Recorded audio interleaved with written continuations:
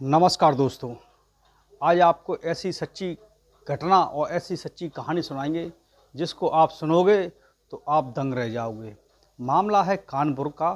कानपुर में एक civil line के पास एक फैमिली रहा करती थी जिसमें पत्नी और 2 बच्चे और उसकी माँ रहा करती थी। तो वहाँ एक महिला जिम में जाया करती थी करीब 6 महीने से, और एक दिन खबर आती है कि एक बार उसकी जो महिला और वो जिम ट्रेनर दोनों गायब हो जाते हैं। तो उस जो महिला होता है उसके पति का जो महिला है उसके जो पति हैं वो थाने में एफआईआर कराने जाते हैं और कहते हैं कि हमारी पत्नी ऐसे ऐसे जिम के लिए जाती थी, सुबह करीब 6 महीने जा रही थी और आज गई हैं, वापस लौट के नहीं आई हैं और उनको अपहरण कर लिया गया है, उनको किडनैप किया है। जो वहाँ का जो ट्रेनर है उसने हमारी पत्नी को अपहरण कर लिया है, वो गायब हो गई हैं, नहीं मिल रही हैं। इस तरीके से वहाँ कंप्लेंट कराते हैं और पुलिस उसकी कंप्लेंट को नहीं सुनते हैं, कहते हैं कि आपकी पत्नी को कोई भगा ले गया होगा, आप खुद ही ढूंढ लीजिए, आपका मामला है। तो एफआईआर दर्ज करने में आनाकानी कर रहे थे। दोस्तों, अगर हमारा वीडियो आपको अच्छा लगता हो तो चैनल को सब्सक्राइब अवश्य करें और शेयर भी करें, कमेंट करके बताएं कैसा आपको वीडियो लगता है। अब आपको हम पूरी विस्तार से कहानी बताते हैं। मामला कानपुर का है।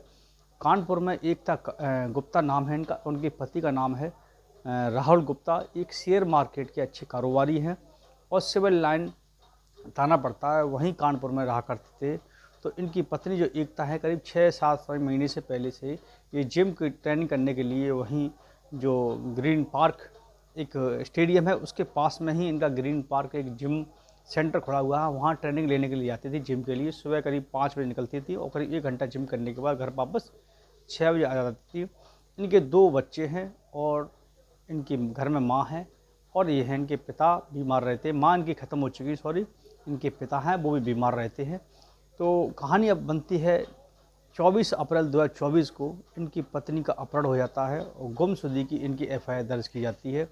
और जब एफआईआर दर्ज होने के बाद जब जो वहाँ का जिम का ट्रेनर है उसका नाम विमल सोनी है और वो पूर्वा का वहीं का रहने वाला है। तो जब पुलिस उसको छानबीन करती है तो वो भी गायब हो जाता है, उसका फ़ोन स्विच ऑफ हो जाता है। लेकिन पुलिस ज़्यादा सक्रिय नहीं हुई, पुलिस ने ज़्यादा इंटरेस्ट नहीं लिया क्योंकि मामला प्रेम प्रसंग का जुड़ा हुआ लग रहा था। इसलिए कि ऐसे मामले बहुत सारे आते हैं जिसमें क्या है, लीजिए जिम ट्रेनर के चक्कर में फंस जाती हैं और उनके साथ भाग जाती चली जाती है। वो भी गायब था तो पुलिस को भी लगा कहीं ना कहीं वो भगा के ले गया है अपने साथ में, तो पुलिस ने उस पर ज़्यादा ध्यान नहीं दिया। अब जब उसके जो नंबर था वो भी स्विच ऑफ था, जहाँ पर उसकी बहन रहा करती थी और वहाँ जाके पुलिस ने पता किया तो वहाँ उसकी जो गाड़ी थी वो गाड़ी मिलती है। तो जब पुलिस को मालूम पड़ता है, पुलिस ने चारों तरफ अपने मुखबिर फैला रखे थे कि जैसे ही ये विमल सोनी इस कानपुर के अंदर आता है तो कैसे करके हमें सूचना दी जाए। तो एक दिन ये 26 अक्टूबर 2024 को ये कानपुर में अपनी फैमिली से मिलने के लिए पहुंचता है और पुलिस पहले से ही मौके में बैठी हुई थी और तुरंत उसको पकड़ लेती है। फिर क्या था, पुलिस को पहले से ही इस पर शक था क्योंकि जब इसकी गाड़ी मिली थी तो गाड़ी के अंदर वहाँ पर उसके फ़ोन हैं, कुछ ग्लेचर हैं बालों के, वो गाड़ी के अंदर मिले थे। तो पुलिस उससे सख्ती से पूछताछ करती है तो वो कहते हैं, पहले कहता है कि पंजाब में कहीं नौकरी कर रही है, कहीं कहता है दिल्ली में नौकरी कर रही है। तो फिर बाद में ज़्यादा पूछताछ करते तो कहते हैं कि राम घाट है वहाँ पर कहीं गंगा घाट पर उसको मार के फेंक दिया गया। तो वहाँ पुलिस जाती है और पुलिस वहाँ पर भी गोताखोर के माध्यम से उसको वहाँ छानबीन कराती है। आसपास के जो थाने होते हैं उनमें भी छानबीन कराती है तो उसकी जानकारी नहीं मिलती है। लेकिन पुलिस को अब पूरा विश्वास हो गया था कि इसका पूरा हाथ है गायब करने में इस महिला को, कहीं ऐसा तो नहीं जैसे मार मुड़ दिया हो कहीं।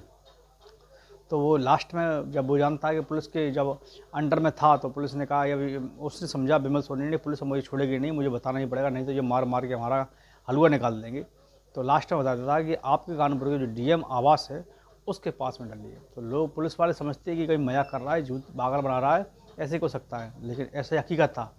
उसको लेके पहुँचते डीएम आवास के पास में और डीएम आवास के पास ही वहाँ झाड़ियाँ थी और वहीं बहुत अफसरों के घर बने हुए हैं। तो ये वहाँ करीब 10 साल से लोगों को ट्रेनिंग देने की ज़्यादा था, उन जो अधिकारी थे उनको, तो उसको वहाँ की बारीकी सब चीज़ मालूम थी, कौन सी जगह पर कौन रहता है, कहाँ पर कौन रहता है।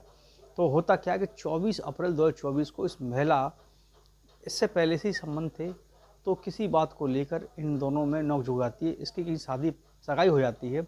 तो महिला कहती है कि अब आपके कहीं तलाक होने वाला है तो इन दोनों में अनबन हो जाती है, इनमें झगड़ा होने लगता है। क्योंकि जैसा कि बताया जा रहा है कि इन दोनों में जो जिम टेनेंट होते हैं ज़्यादातर क्या करते हैं, जो कारोबारियों पत्नियों को कहीं ना कहीं लालसा देकर इनको प्रेम जाल में फंसा लेते हैं। तो इनका कहीं कहीं आपस में दोनों का झगड़ा होता है। तो गुस्से में आके विमल सोनी एक उसके गर्दन में मुक्का मार देता है, और मुक्का मार देने के बाद वो हो जाती है बेहोश। थोड़ी देर बाद उसकी नाक से खून निकलने लगता है, तो देखता तो एक मुक्के में ही उसकी मृत्यु हो जाती है। अब वो घबरा जाता है, उसके हाथ पैर फूल जाते हैं कि अब करा तो करा क्या जाए। तो जैसे ही गाड़ी जिम के बाहर खड़ी हुई थी, वहाँ से सीधा पहुँचता लेकर गाड़ी को वहाँ पर, अपनी अब लाश को क्या किया जाए, पकड़े जाएंगे। तो डर के वजह से ये पहुँचता है उसी आवास के अंदर जहाँ झुप्पी झाड़ी खड़ी हुई थी। डीएम आवास के बगल से ही वहाँ झाड़ियाँ वगैरह खड़ी थी, वहाँ पर डेड बॉडी को गड्ढे खोद कर उसमें गड़ाता है। अब ये मरने का कोशिश भी करता है कि मेरी आत्महत्या करने की कोशिश करता है, लेकिन ये ऐसा नौटंकीबाजी नहीं करता है। लेकिन ये उसको कैसे भी करके उसको गड्ढे में दफनाया जाता है और वहाँ से तुरंत भाग जाता है। ये महवा के लिए, महवा में इसकी बहन रहती थी, तो वहाँ अपने भांजे को बुलाता है, कुछ कपड़े वगैरह उससे मंगाता है। क्योंकि जब पुलिस ने सख्ती से पूछताछ की तो पूरी कहानी इसने बयां कर दी है। तो वहाँ इसकी बहन के यहाँ पर अपनी गाड़ी भी छोड़ता है, वैगनर गाड़ी है इसके पास, तो वहीं से बरामद की गई थी गाड़ी। और पुलिस को पूरा तरीके से शक था, तो अब तक वो शक को यकीन में बदलना था और मुजरिम भी पकड़ गया था। तो कहानी इसने बयां जो की है वो इसी प्रकार से है। तो इसने अपने भांजे से कपड़े मंगा के ये पहुंचता सीधा पंजाब, और पंजाब में करीब 4 महीने से ये वहीं नौकरी कर रहा था। आसपास में के नंबर स्विच ऑफ कर रखा था बदल बदल के फ़ोनों से, तो पुलिस उसके फ़ोन नंबरों को ट्रेस नहीं कर पा रही थी। लेकिन पुलिस अपनी अब कोशिश में लगी थी कि अपनी टीम बनाकर वो अपने पहुँचे। जैसे ही उसे बता था डीएम आवास में मिली, तो वहीं राहुल गुप्ता हैं, जो महिला के पति हैं एक तक गुप्ता के, वो भी पहुंचते हैं। 8:30 बजे उनकी खुदाई होती है वहाँ पर उसमें। तो वहाँ उसमें उससे कंगाल निकलते हैं, उसके कपड़े निकलते हैं, उसके लोबर निकलते हैं, तो उससे पहचान हो जाती है हाँ यही है। फिर उसके बाद उस डेड बॉडी को डीएनए टेस्ट के लिए लैब में पहुँचा जाता है। जब डीएनए टेस्ट होगा तो मालूम पड़ेगा। लेकिन उसने अपना जुर्म कबूल कर लिया है, और उसने कितनी हैवानियत की कि हाँ, जो उसके यहाँ कस्टमर आते थे जिम करने के लिए, उनके साथ में इतनी बड़ी वारदात को अंजाम दिया उसने। लेकिन जो राहुल गुप्ता हैं वो तो आज उनके मीडिया पे भी आए, आप देख सकते हो, ये खड़े हुए हैं राहुल गुप्ता। ये कह रहे हैं जैसे भी किसी हालत में हो वो आ जाएं और अपना परिवार संभाला, कि मैं तो जैसी होगी मैं उसको स्वीकार कर लेंगे। लेकिन जब आज खबर मिलती है कि वो कंकाल मिला है, उसकी मृत्यु हो गई है, इन लोगों ने मार दिया है, तो वो टूट के रोने लगे हैं कि अब घर में कोई नहीं है, बच्चों को कौन संभालेगा, पिता बीमार रहते हैं, हम अकेले हैं, घर में कोई है ही नहीं है, और वही सारा घर की जिम्मेदार वही थी और उसके साथ में ऐसा काम कर दिया।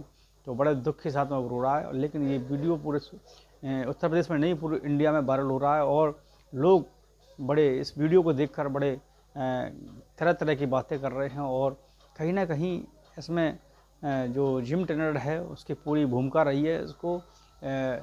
उसको अंदाज़ नहीं रहा है कि हम किसी महिला को इस तरीके से मार रहे हैं, नहीं मारना चाहिए था। लेकिन दोस्तों, आजकल के जो जिम ट्रेनर हैं, महिलाएं और लड़कियां जो जिम करने के लिए वहाँ जाती हैं, उनके साथ में ज़्यादातर ऐसे ही होता है कि आगरा में भी हुआ था। तो आगरा का जो पुलिस प्रशासन है, उन्होंने उस जितने भी जिम है वहाँ CCTV कैमरे और उनकी वेरिफिकेशन की रखी है, कहीं ऐसा गलत कार्य उन महिलाओं और लड़कियों के साथ में ना कर दें। तो ऐसा ही है, बड़ा सतर्क रहना है। आजकल जिम ट्रेनरों पर भी विश्वास नहीं है, तो अपनी माताएं बहनों को जिम ट्रेनर के लिए ना पहुँचाइए, अपने खुद जाइए, टहला के लाइए, खुद ही वर्जिश कीजिए। जिम ट्रेनरों के ज़्यादातर केस होते हैं, 99% केस ऐसे ही पाए जाते हैं। तो दोस्तों, इस कहानी को सुनाने का, बताने का यही उपदेश था कि ऐसी चीज़ों से बचें, अवॉइड करें। आपको जिम करना अपने घर कीजिए, और या कि महिला जो चलाती हो वहाँ सीखिए। जो पुरुष होते हैं वहाँ जो काम और लोग करते हैं, ऐसे आपने सोशल मीडिया वीडियो देखे होंगे, वहाँ होता है ऐसा। तो इन चीज़ों से बचना चाहिए, नहीं ऐसे हादसे सामने आ जाते हैं, उसका परिणाम यही निकलता है। तो दोस्तों, अगर वीडियो आपको अच्छा लगा हो तो हमारे वीडियो को आप शेयर और लाइक और सब्सक्राइब अवश्य करें, और कल एक नई वीडियो के साथ में